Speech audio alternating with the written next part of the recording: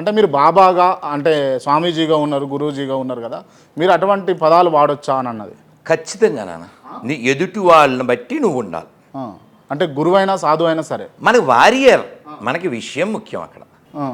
వాళ్ళు అధర్మవర్తనం ఇప్పుడు అంటే మీకు అంటే సాధారణమైనటువంటి వ్యక్తులకు తేడా ఏముంటుంది మరి అప్పుడు? కాదు, మనకి ధర్మం నీకు ముందే చెప్పాను, ధర్మమే ప్రధానం.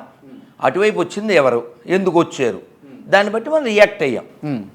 ఇప్పుడు నేను బైబిల్ పనికి మాలింది అన్నాను, బోల్డ్ సార్లు అన్నా. మరి నాతో సారీ చెప్పించండి అని కూడా అన్నా. ఆ పని చేయొచ్చు కదా, ఆ పని చేయలేక కదా నువ్వు డొంక తిరుగుడు పనులన్నీ చేసేది. ఇంకో జోకు, మా ఊడు ప్రేమమయుడు ప్రేమిస్తారంటారు, నీకు తెలుసు నన్ను ఎలా తిడతారు. అది నేనేమంటా అంటే ఒక్కరిద్దరు తిడితే అందరినీ లేదుగా, హిందువులలో కూడా డేరా బాబా లాంటి వాళ్ళు ఉన్నారు, మనం వ్యతిరేకిస్తాంగా.